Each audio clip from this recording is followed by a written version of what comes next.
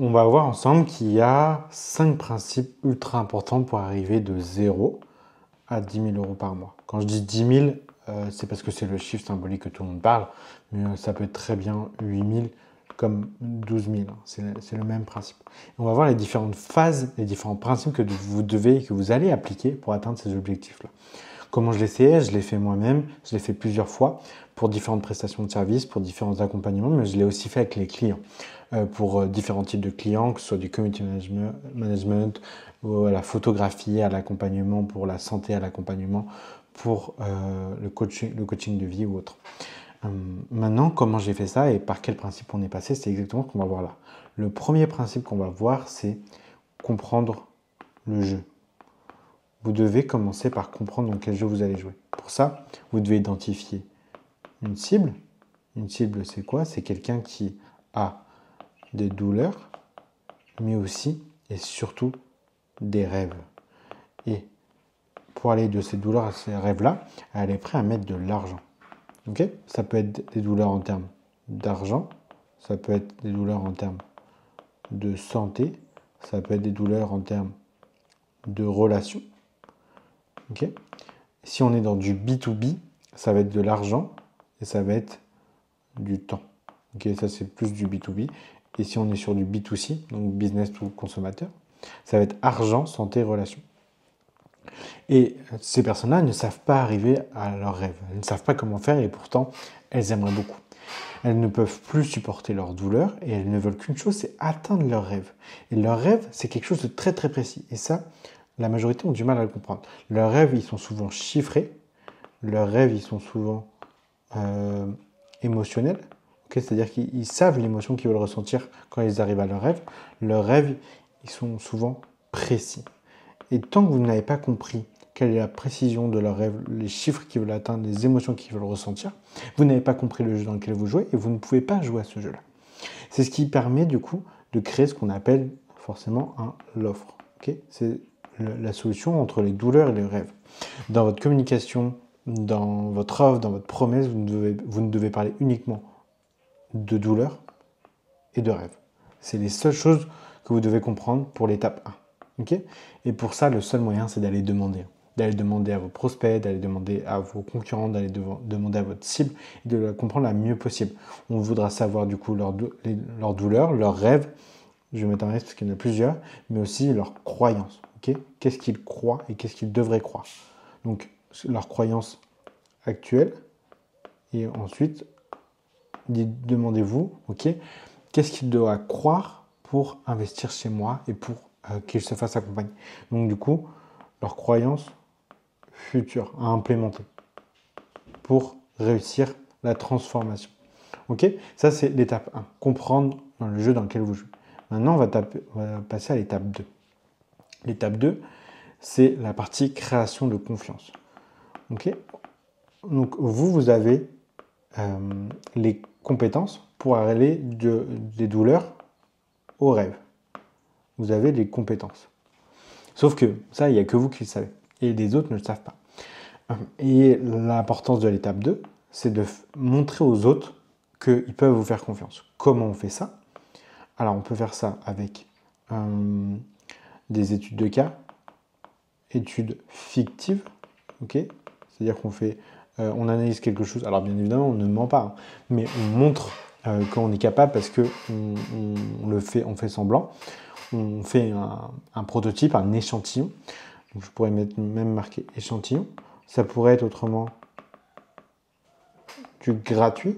Ok, oui, vous ne me faites pas confiance, mais de toute façon, vous n'y perdez bien rien. Donc, vous avez zéro risque à investir avec moi, à vous faire accompagner par moi parce que c'est gratuit. Et donc, dans ce cas-là, la thématique confiance ne rentre plus en compte.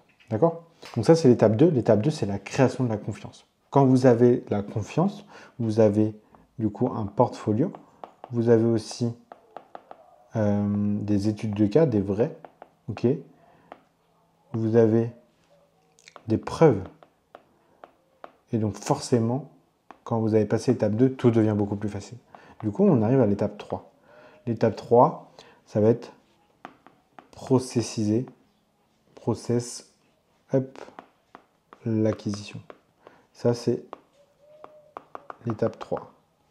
C'est-à-dire que On a de la confiance, on sait dans quel jeu on joue. Maintenant, il faut trouver un système qui permet que quand on fait X actions, ça nous donne X résultats. Et que ça soit le plus certain possible. C'est-à-dire que, par exemple, moi, dans mon entreprise, quand je mets 100 € en ads, en pub, ok, il m'en ressort 1000 €. Et ça, c'est quelque chose que je sais, parce que je sais que avec l'expérience, avec l'application et sur les mois, quand je liste tout, voici à peu près les statistiques que j'ai. Ça, pareil, alors ça c'est de l'ADS, et si vous êtes au début, vous êtes qu'à la phase 3, je ne vous conseille pas de faire la publicité, c'est pour donner un exemple. Mais pour le contenu, c'est la même chose. Je sais que quand je fais X conversations avec des gens, ça donne X appels, et donc ça donne X ventes. Et donc mon job, c'est juste de faire plus de ça, pour avoir plus de ça, pour avoir plus de ça. Et c'est ce qu'on appelle processiser l'acquisition. C'est que vous devez avoir un système qui est prédictible et qui est logique, corrélé. Pareil, si je sais que je vais avoir X vues, ça va me faire, donc via du contenu, je parle toujours de contenu là, ça va me faire X conversations, ça va me faire X appels, on revient ici en fait. Okay, et donc, votre job, c'est d'avoir le système le plus prédictible possible, avec une marge de plus 10%, moins 10% à peu près. Okay, mais l'étape 3, c'est de processiser l'acquisition. Ici, on est à peu près à l'étape 2, on est à peu près à 2 cas par mois. Ici, on est à peu près à 5 cas par mois. Ensuite, on va voir l'étape 4. L'étape 4, c'est ce qu'on appelle l'expérience client. Le but ici, c'est quoi? C'est que du coup, on a une source d'acquisition qui est solide, qui est OK. Maintenant, on délivre. On a des clients qui sont ultra heureux.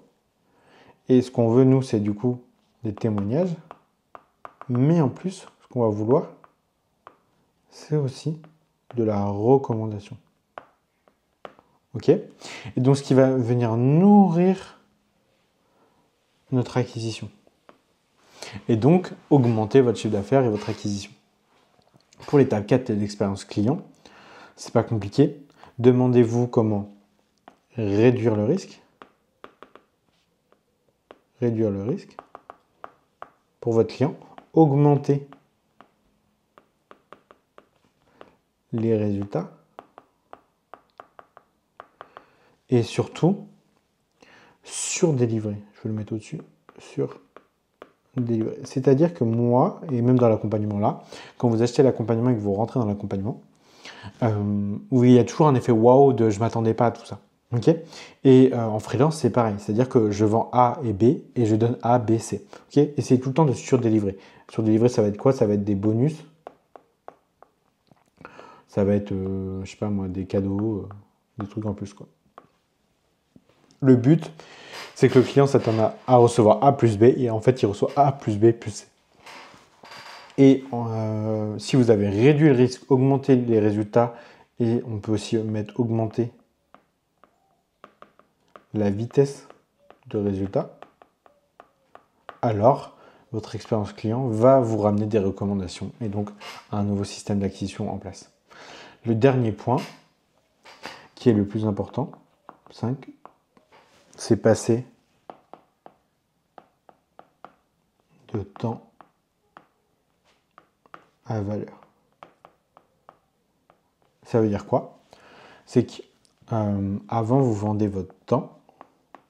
Maintenant, vous vendez de la valeur. Comment on fait ça? On passe d'une offre où vous faites tout à une offre qui est un mixte entre done for you. Done for you, c'est vous faites tout, plus done with you. C'est-à-dire que le client en fait une partie. Par exemple, l'accompagnement que je propose, c'est du done with you avec du done for you. Okay, et donc, vous allez toujours garder cette partie-là en termes de temps. Donc là, c'est toujours du temps que vous mettez dans l'accompagnement. Mais vous avez cette partie en plus où ça délivre encore plus de valeur et pourtant, vous n'y passez pas plus de temps. Ça va être quoi? Ça va être des choses où vous formez votre cible, votre client, à faire des choses, à mettre en place des choses, et vous le corrigez, vous l'orientez, vous l'accompagnez dans cette mise en place, mais c'est pas vous qui le faites. Et donc du coup, il va regarder des vidéos, il va vous poser des questions en asynchrone, ça va vous prendre très très peu de temps pour beaucoup de valeur. Et donc ce mixte des deux va vous faire augmenter les prix, et donc du coup pour moins de temps. Et donc du coup, si on augmente les prix et qu'on diminue le temps, ça fait que forcément, on n'est plus dépendant du temps, mais on est dépendant de la valeur qu'on crée. Donc la dernière étape, c'est de passer, avec du done for you et du done with you pour arriver à ce qu'on appelle passer en agence, quoi.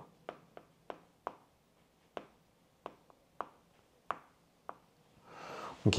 Et là, qu'est-ce qu'on va pouvoir faire? On va pouvoir augmenter le volume de clients, parce que du coup, on peut en acquérir plus. On va commencer à déléguer.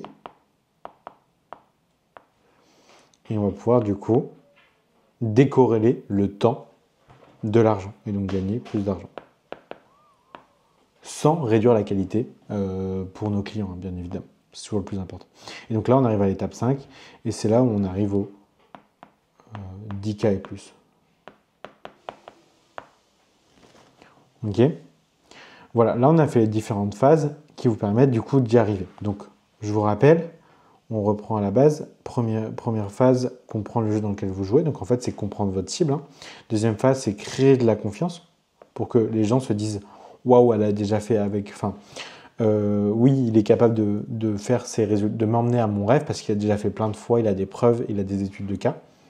Ensuite, c'est de processiser l'acquisition pour que ça soit quelque chose de prédictible. Ensuite, vous maximisez l'expérience client pour avoir en plus des recommandations.